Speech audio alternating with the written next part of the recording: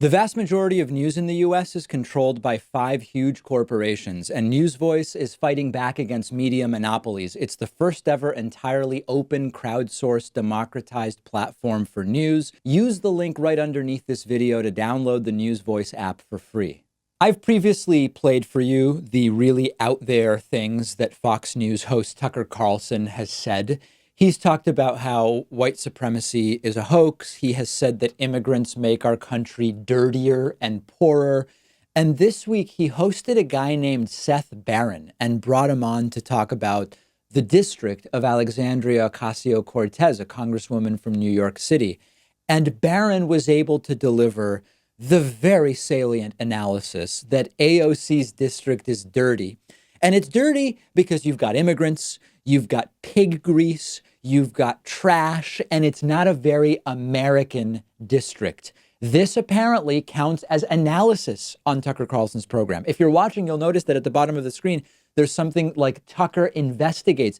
This is considered this is investigative journalism, getting a guy on to say that there's pig grease and it's dirty because there's a lot of non-Americans in AOC's district. Let's take a look at the video. We're connoisseurs of irony on the show, but if you claim to care about the environment, you think that the little piece of America you're responsible for, that you represent in the Congress, would be clean, but hers isn't. Why?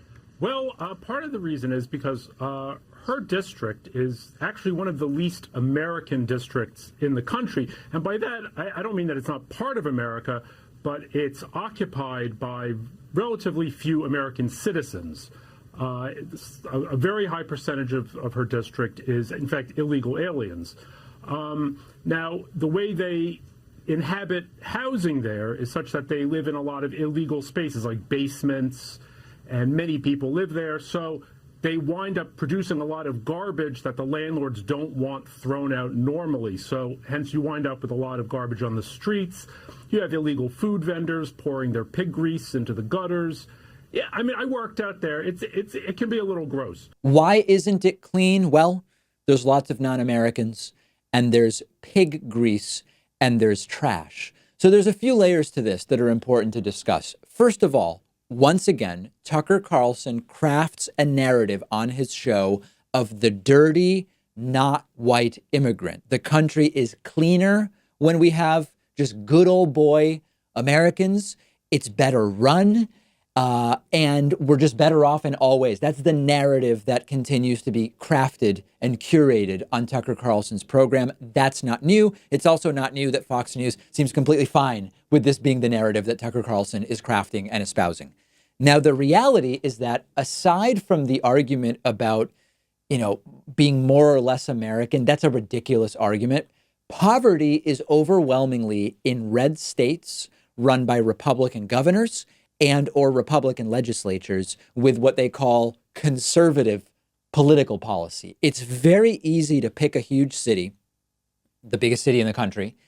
It's even easier to pick like a specific area of a huge city and point out how conditions aren't good. But we're talking about huge cities. When you have more population density, aside from whether AOC is or isn't your representative, and by the way, she's only been sworn in for 11 months, or something like that, you are going to be able to find trash on the streets, or there is going to be pig grease or whatever it is that this clown is talking about. If you really want to do this in a serious way, like let's pretend for a second that this isn't just another attempt to post facto find ways to criticize AOC and to criticize non-white immigrants to the United States. Let's say you really want to do this. If you zoom out, you would see, wait a second, the poorest states are Mississippi and Louisiana and New Mexico, West Virginia, Kentucky, Alabama. These are Republican states. These are New Mexico. Okay, it's more of a 50-50. Then you see Washington, D.C. in there with a lot of poverty. Of course, Washington, D.C. is it's a state that's a city. It's not a state, but it's only a city. So when you consider that the places with the highest population density are going to tend towards having more people living in poverty, then it just continues with Arkansas, Oklahoma, South Carolina, Tennessee. Are you seeing the trend here? Arizona is a 50-50 state, but then you've got Georgia and Texas and North Carolina. Only then do you get to states like Michigan and New York in terms of poverty rates. So I get that it makes really great red meat for Fox News viewers to talk about those dirty, dirty New York City immigrants and those liberals all packed together with that socialist AOC leading them, who, by the way, has only been leading them representing them for 11 months. And there's pig grease and trash and brown people. But the poverty problem in the United States is overwhelmingly and disproportionately in red states, states that, by the way, are heavily subsidized by taxes paid in by blue states and given back out by the federal government to red states. They talk about small government conservatism. They talk about reducing taxes and getting the federal government out of states as much as possible. Well, if they did that, a lot of those red states would be even worse off than they are today because they are so heavily subsidized by blue states like California and Massachusetts and New York and so many others. Now, of course, it's very popular for these right wingers. Let's now talk about policy. They love talking about how urban cities are places of blight and chaos and crime and pig grease, apparently. But the other hypocrisy is that they also oppose all of the ideas and proposals to deal with issues that the United States has in cities. Housing. Well, let's build affordable housing. We have a huge affordability crisis and inventory crisis when it comes to housing in a lot of these big cities. No, they're against that. Rent controls, subsidies, they're against that.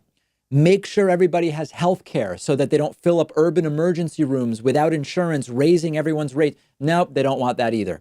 And on and on and on. So to sum up what they do, they lie about the problem. They then oppose the strategies to fix the parts of the problem that are real. And then the Fox News audience gets this completely harebrained analysis, if you can even call it that. And they say, that's it. That's the problem. And then the talking points become codified in Republican orthodoxy. I wish I could play a bigger role in fixing it. I'm doing what I can. It is depressing that it just does not seem, it's not easily fixable, is I think the point I'm trying to make.